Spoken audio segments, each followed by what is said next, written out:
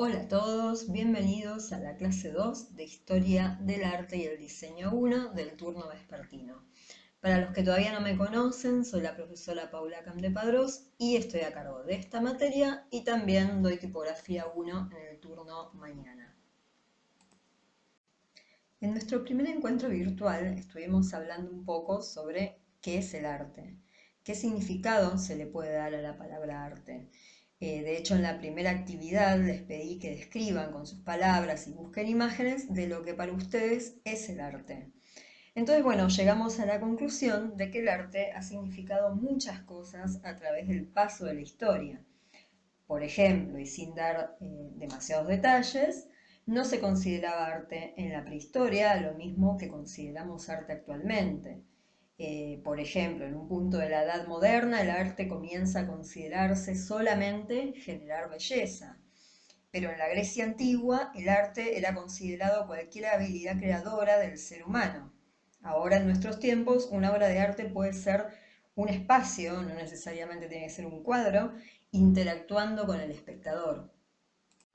Si traducimos todo esto a imágenes, podemos decir que el arte puede ser este vaso ceremonial andino o este cuadro de Van Gogh.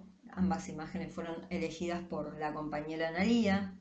O puede ser este cuadro del Renacimiento de Sandro Botticelli, El nacimiento de Venus, como lo graficó Valeria. O esta obra de arte óptico que eligió el compañero Gabriel, que se llama Secuencias de rotación del argentino Julio Lepart. Todos estos ejemplos y los que me vayan entregando los demás alumnos son válidos, porque el arte puede ser este friso egipcio de 2700 años antes de Cristo, hasta la escultura inflable con colores fluo que exhibió Marta Minujín en una plaza de Buenos Aires, más o menos hará 5 años. Creo que también estuvo en el Lollapalooza y era una obra interactiva donde la gente entraba y pedía deseos. Si hay algo que todos podemos estar de acuerdo, es que el arte distingue al ser humano. ¿Sí? Si bien nosotros también somos animales, el resto de los animales no realiza esa actividad, o al menos no lo consideramos como tal. Por ejemplo, las construcciones de panales, de nidos, de hormigueros, pueden ser tranquilamente una obra de arquitectura o de ingeniería, pero no se la considera como tal. Por eso es algo que decimos que es inherente al ser humano. Antes de ir a las definiciones más detalladas de lo que es el arte, que eso lo vamos a ver en la clase 3, quiero que descubramos juntos de qué depende que existan tantas definiciones. La respuesta que surgió en el primer encuentro fue que la variedad de las definiciones de lo que es el arte va a depender de la época en que nosotros vivimos. Como dijimos al comienzo del video, el arte no significó lo mismo en el transcurso de la historia. Pero vamos a ir a una definición un poco más completa. Y es que depende de la cosmovisión del ser humano o un grupo de seres humanos. La cosmovisión es la imagen que nosotros, o un grupo social, tiene del mundo que nos rodea. Si bien puede haber subjetividades propias de cada uno, todos nosotros podemos estar más o menos de acuerdo en nuestra forma de interpretar al mundo. Esa interpretación va a depender de varios factores, como ya dijimos, de la época y el contexto histórico en donde vivimos. No es lo mismo como percibían el mundo nuestros abuelos, nuestros padres o ahora nosotros, y ni hablar de alguien que vivió hace 500 años, que cómo lo pueden percibir gente de distintas épocas y distintos contextos históricos. Cuando hablamos del mundo, hablamos de la realidad real, sí, valga la redundancia, la realidad que nos rodea, más allá de nuestra propia interpretación de la realidad, que muchas veces es subjetiva.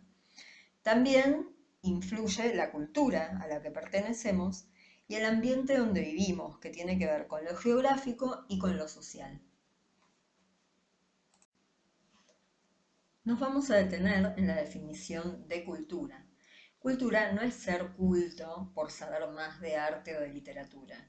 Cultura es el conjunto de saberes, creencias, producciones materiales y conductas de un grupo social.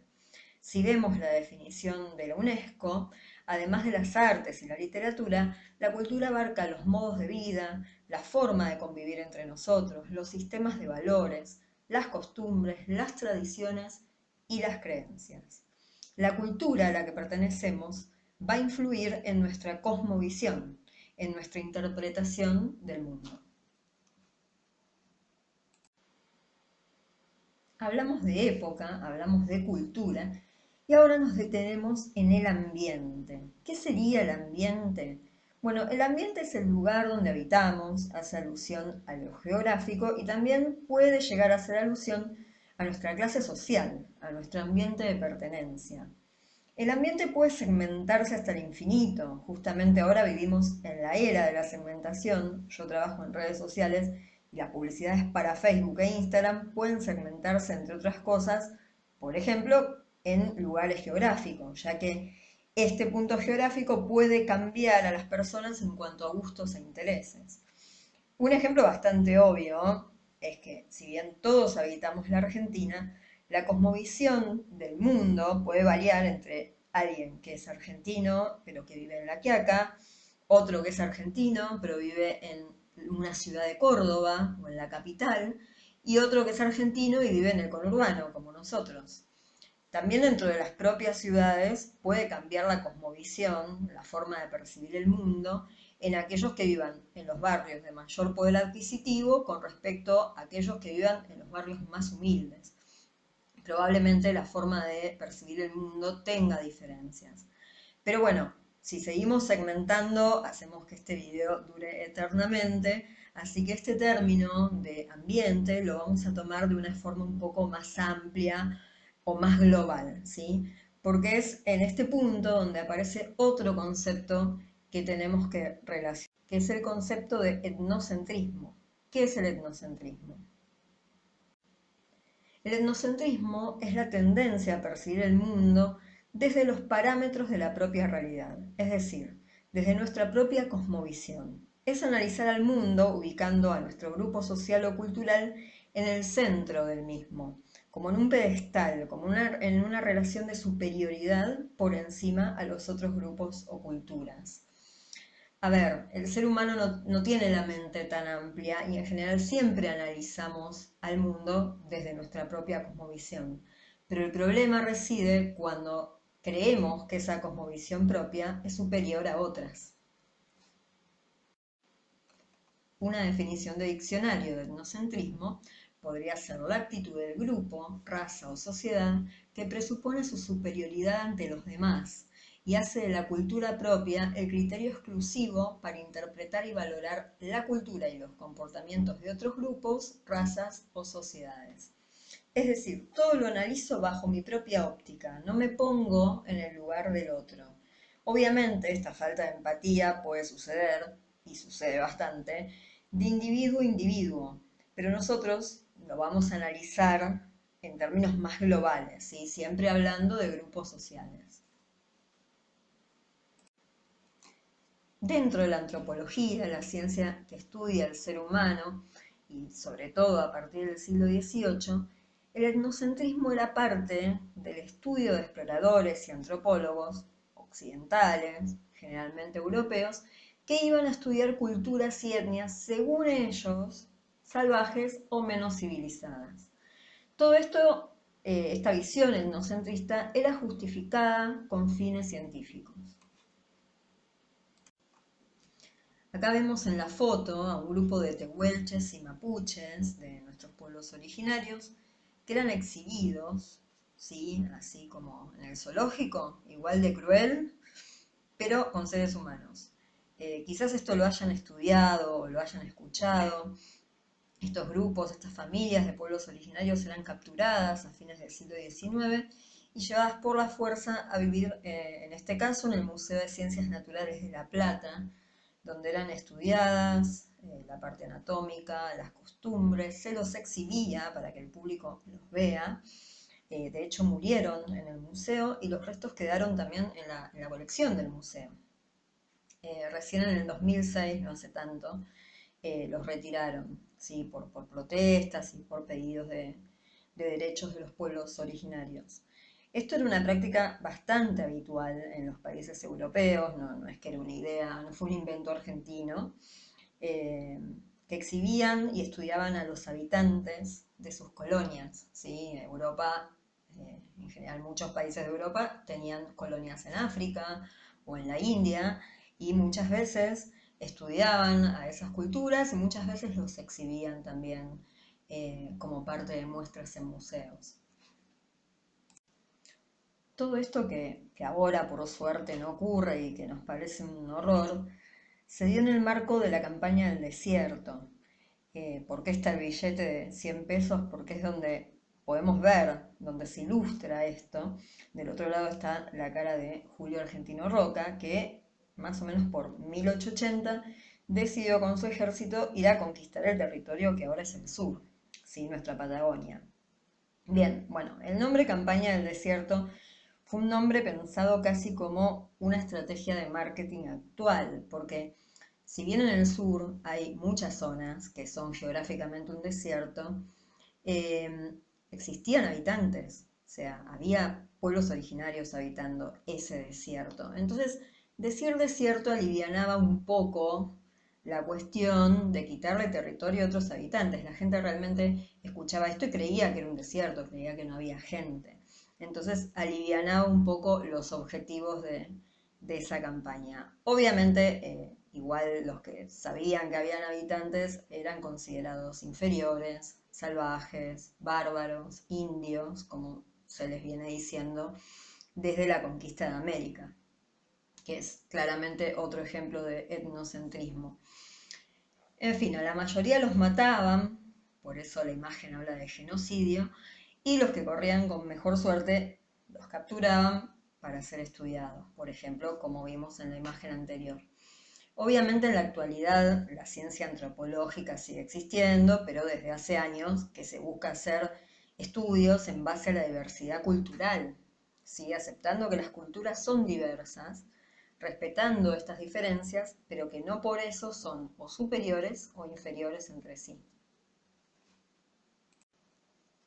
Entonces, el etnocentrismo puede ser racial, religioso o cultural, o en general, como se ha dado lamentablemente en la historia, una mezcla de todo, de las tres cosas.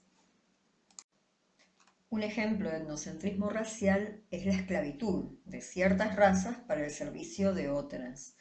En la edad contemporánea se dio más que nada con la raza negra. Sabemos que son esclavos africanos de las colonias de dominación europea. Pero la esclavitud ya era una práctica que venía desde la antigüedad. ¿Sí? Por ejemplo, los egipcios tenían esclavos africanos, pero también tenían esclavos judíos. Los romanos tomaban esclavos de cada zona que iban conquistando a lo largo de su imperio. Así que bueno, en este caso se podría decir que el racismo es el resultado del etnocentrismo racial. El etnocentrismo también puede ser religioso. Acá vemos la imagen de dos exploradores occidentales y seguramente católicos, burlándose del culto a un dios de la cultura que ellos están analizando o estudiando. Y el etnocentrismo también es cultural. En este otro dibujo vemos una escena que podría ser de la conquista de América, donde se ve al español creyéndose el poseedor de una cultura superior que debía ser impuesta a los habitantes del Nuevo Mundo, y esa forma de imponer esa supuesta cultura civilizada y superior era siempre a través de la violencia. ¿Sí? Se comprende hasta acá. Les pongo imágenes más bien genéricas porque en el punto 1 de la actividad que les dejé en la plataforma van a tener que ustedes nombrar, describir y graficar con imágenes 3 ejemplos de hechos históricos que pueden ser recientes o pueden ser más lejanos en la historia, eso no importa, que para ustedes reflejen estas prácticas etnocentristas.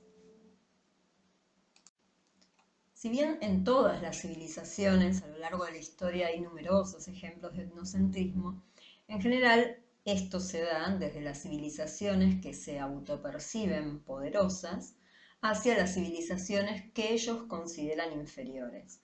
Y ahora vamos a ver en la otra diapositiva un ejemplo de esto más orientado a nuestra materia, a lo que es el arte. Y llegamos a la definición de eurocentrismo cultural. Acá vemos euro, que viene de Europa, centrismo. Europa, como en la imagen, está en el centro del mundo, o mejor dicho, se autopercibe como el centro del mundo. La mejor cultura, la civilización superior. De hecho, nuestro país se concibió mirando a Europa y luego con la inmigración que recibimos tenemos esa costumbre tan argentina de admirar al primer mundo, o sea que compramos un poco este discurso de eurocentrismo cultural. Hablando puntualmente de arte, hay un discurso hegemónico, es decir, que varios están de acuerdo y lo reafirman constantemente, que Europa es la cuna del arte occidental y sus formas artísticas, ya sean las más clásicas o las más vanguardistas, son consideradas arte, ¿sí? Así, con mayúsculas, mientras que los de otros países o continentes son llamados manifestaciones artísticas, como si fuera una categoría menor. Esto obviamente hace años que se discute, que se debate, que está en revisión, pero aún podemos escuchar algunos resabios, por ejemplo, al nombrar el arte africano como arte exótico, y digamos que lo exótico es para el europeo que lo mira desde el punto de vista europeo. Si yo soy africana y vivo en África, va a ser un arte totalmente normal y estaría acostumbrada a eso, no sería para nada exótico. Y acá quiero hacer un paréntesis para explicarles cómo se suele dividir a la historia en general, para que luego en el transcurso de las clases lo tengamos presente cuando hablemos de edades o momentos en la historia. Esta línea de tiempo que vemos acá nos muestra lo que se llama la periodización de la historia. Es decir, la humanidad tiene tantos millones y millones de años que resultaría muy complejo analizar la historia si no la dividimos en fragmentos más pequeños. Estos fragmentos o periodos comparten aspectos en común y se han dividido en cuanto a hitos importantes que cambiaron la historia. En base a estos hitos se hace la diferenciación. Hay un consenso académico de historiadores acerca de los periodos históricos de la civilización occidental, ¿sí? Que es claramente eurocentrista, en que la división en edades o periodos, salvo la prehistoria y el comienzo de la Edad Antigua, que comienza con el desarrollo de las civilizaciones de Medio Oriente, que son las que comenzaron a usar la escritura, salvo esos dos periodos, el resto son hitos y hechos históricos, obviamente importantes, pero que ocurrieron en Europa, ¿sí? Acá vemos que la Edad Media nace con las invasiones germanas y la caída del Imperio Romano. La Edad Moderna comienza cuando Colón descubre América. Pero ¿la descubre para quién? Para la mirada europea, porque para los que vivían acá ya estaba descubierta hace rato. Y la edad contemporánea, que es la edad en la que estamos ahora, aunque no lo creamos, empezó hace más de 200 años en la Revolución Francesa, con la Revolución Francesa en 1789, cuando cae la monarquía y se imponen las repúblicas.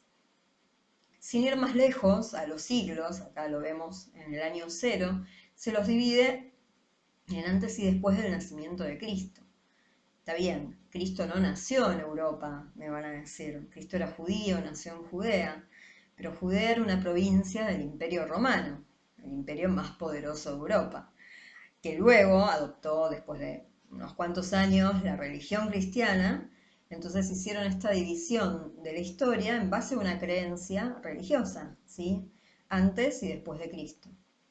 Obviamente hoy en día no todos los pueblos se adaptan a esto, ¿sí? Como sabemos, los chinos manejan otro calendario, el pueblo judío va por el año 5781, pero bueno, nosotros, el mundo occidental, como nos llaman, nos adaptamos a esto, y por más que me parezca arbitrario o eurocéntrico, y que lo podemos debatir, cuando les dé una clase nos vamos a tener que regir por esta división simplemente para orientarnos mejor. Después de este paréntesis, vamos a volver al arte Y como justamente los significados del arte varían según la época, de la historia y las cosmovisiones de los pueblos, muchos filósofos e historiadores en arte intentaron ordenar y periodizar, como se hace en la historia general, todo este lío, ¿sí? Una de las clasificaciones que más me gusta es del filósofo Regis Debray, que habla de las tres edades de la mirada. Ustedes ven que no le da una definición cerrada al arte, porque justamente no la hay, sino que más bien habla de la mirada del ser humano hacia sus creaciones. Debray dice que hay una edad del ídolo, en donde el arte tiene una utilidad religiosa, ¿sí? Es un arte generalmente funerario, que se encarga de idolatrar a los dioses y a las élites también de los pueblos o de estas civilizaciones que son una especie de semidioses. El arte tiene como función adorar. El arte está completamente integrado en estas civilizaciones antiguas profundamente religiosas, en general politeístas, es decir, que tenían muchos dioses, como en el caso de los egipcios, de los persas, de los sumerios. Podemos ver las civilizaciones americanas, los aztecas, los mayas, los incas, los griegos y los romanos también tenían estas religiones de muchos dioses. Entonces el arte estaba completamente al servicio e integrado con la vida. No es que se hacía una estatua para exhibirla en un museo, se hacía una estatua para que todos la vean, para adorar a esos dioses, ¿sí? No se pensaba el arte separado de la vida cotidiana y su función era justamente religiosa, ya sea en forma de un vaso ceremonial, como lo vimos al principio del video, o en una estatua colosal como las egipcias. Sus materiales, si bien eran los que estaban a mano en ese momento en la naturaleza, tienen que ver con esa sensación de eternidad que ellos querían dar. ¿Sí? Son materiales nobles como el mármol, como el granito, que gracias a eso aún hoy podemos ver eh, esas obras de arte. Ahora consideramos que son obras de arte, pero en su momento para ellos era algo de la vida cotidiana. Luego, esa adoración de las imágenes la adopta el catolicismo, ¿sí? Para adorar, bueno, a Jesús y a un único Dios. Incluso la imagen de Jesús, que fue mutando según los siglos, después lo vamos a ver, ha sido una forma potente de propaganda de la Iglesia católica.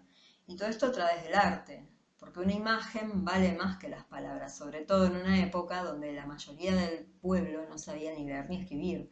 Las imágenes eran muy fuertes y sirvieron mucho para las religiones.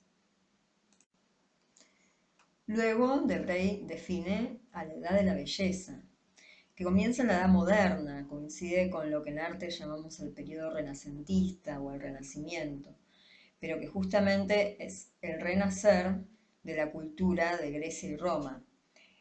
Con este renacer se comienzan a establecer los cánones de belleza de esas culturas, adaptados a la época, ¿sí? La belleza igual es una belleza idealizada, siempre fue una belleza idealizada, eso después lo vamos a ver. Lo que se empieza a estudiar en esta época también es la perspectiva, ¿sí? Entonces empiezan los cuadros, las imágenes con perspectiva. La pintura sale de las paredes de la iglesia, ¿sí? Y pasa al lienzo, nace el cuadro. No es que por esto se deja de representar imágenes religiosas, pero también en esta época el hombre comienza a dejar atrás esa vida tan basada en la religión, en donde todo giraba en torno a Dios, sobre todo lo que se daba en la Edad Media, para empezar a ocuparse del ser humano. Surge lo que van a leer como humanismo, sí, lo vamos a ver. Y el arte significa generar belleza cuando tiene la función de embellecer al entorno. Lo vemos, por ejemplo, en la arquitectura tan decorada, tan ornamentada. En esta época también comienza el comercio del arte, el llamado mecenazgo. Los mecenas era gente de dinero que apoyaba económicamente a ciertos artistas y que también coleccionaba y vendía sus obras. Como ya dijimos, el arte sale de la iglesia y pasa a las paredes de la gente, obviamente de una élite adinerada. El pueblo aún no sabía ni leer ni escribir. Ya veremos qué otro invento de esta época sí contribuye a la alfabetización del pueblo. Luego en el siglo XVIII empieza a surgir las academias donde se forman a los artistas en las bellas artes. Justamente el arte válido es el de esas bellas artes y es el arte hegemónico que imparte la academia, es el único arte aceptado, ¿sí? Si bien nosotros hablamos en el encuentro virtual, muchas escuelas siguen llamándose de Bellas Artes, como en el caso de la EMBA, Escuela Municipal de Bellas Artes, pero esto igual se está reviendo en la actualidad. Y también este periodo, digamos, de las Bellas Artes, dura hasta entrado el siglo XX, que es donde empieza a cuestionarse por las llamadas vanguardias, que es lo que van a ver el año que viene en Historia 2.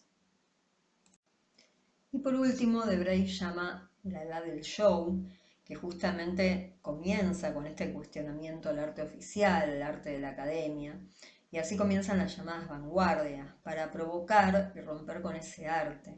Había que generar un impacto tal que rompa las normas establecidas y surja algo totalmente nuevo. Muchas vanguardias buscaban esto no solo en la esfera del arte. El año que viene ya en Historia 2 van a leer los manifiestos que hacían estos artistas, porque buscaban una renovación a nivel social, ¿sí? Se buscaba una especie de revolución, por así decirlo, a través del arte. Comienza el arte abstracto, también surgen las nuevas tecnologías como la fotografía y luego el cine, los medios de comunicación que hacen del arte un entretenimiento. Y en esta época surge el diseño también, a principios del siglo XX, o lo que se empieza a llamar diseño gráfico, pero bueno, eso lo vamos a ver en la clase 4 seguramente.